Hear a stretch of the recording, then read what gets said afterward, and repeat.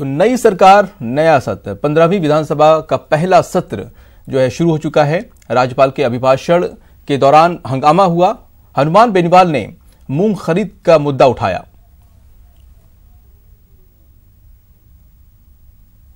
तो 15वीं विधानसभा सत्र का आज तीसरा दिन है।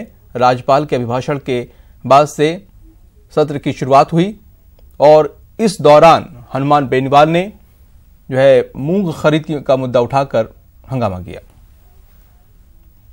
और बाबूलाल धायल हमारे साथ जुड़े हुए हैं। बाबूलाल, ये बताइए कि बेनीवाल ने फिर से एक मुद्दा उठाया है, किस तरह की तस्वीर सामने आई?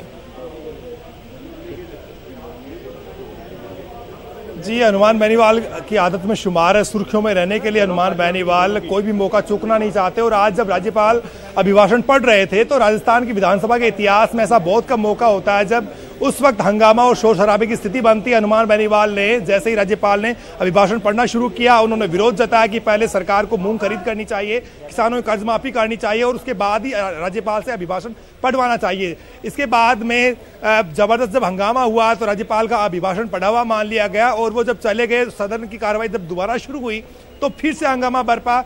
गुलाबचंद कटारिया और हनुमान बेनीवाल आमने सामने आ गए और जो शब्दों की गरिमा है वो भी तार तार होती हुई दिखाई। बाबूलाल, कल भी हमने ऐसा ही देखा था जब धन्यवाद भाषण चल रहा था, उस दौरान भी बाबूलाल ने जो है हंगामा किया था। जैसे कि उम्मीद थी, शुरू होते ही कार्रवाई शुरू होते ही फिर से हंगामा हुआ है और काफी देर हंगामे के बाद अब जाकर के सदन की कार्रवाई आगे चल पाई है। अभी जो विधायी कामकाज निपटाने के बाद एक सहकारी सोसाइटी अधिनियम है, वो उसका संशोधन बिल है, वो सदन के भीतर रखा गया और इसके बाद जो दिवंगत नेता हैं उनको श्रद्धांजलि दी जा रही है। शोकाभिव्यक्ति का दौर चल रहा है, लेकिन आज का जो दिन है वो याद किया जाएगा कि सदन की जो कार्रवाई शुरू होते ही और राज्यपाल के अभिभाषण के दौरान जिस तरह का हंगामा बरपा और मेज पे चढ़ करके जिस तरह के शब्दों का प्रयोग हुआ, उसको लेकर के नेता प्रतिपक्ष गुलाबचंद कटारिया ने कड़ी आपत्ति की।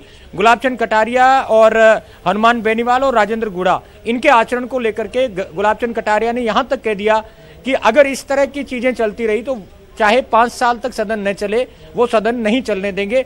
नेता प्रतिपक्ष के इन तेवरों के बाद में मुख्यमंत्री अशोक गहलोत भी सदन में बोलने के लिए खड़े हुए और उन्होंने ये जो पूरी घटनाक्रम हुआ, जो हंगामे का, मेज पे चढ़ करके इस तरह की चीजें करने का, उसकी उन्होंने निंदा की। तो नेता इसी दौरान सीपी जोशी ने आसन से व्यवस्था दी कि वो ऐसे माहौल को बर्दाश्त नहीं करेंगे और उन्हें अगर कठोर कार्रवाई करनी पड़ी तो करेंगे, हिचकेंगे नहीं। तो एक तरह से सख्त हिदायत दे दी है उन्होंने, आज चेतावनी दे दी है माननीय सदस्यों को।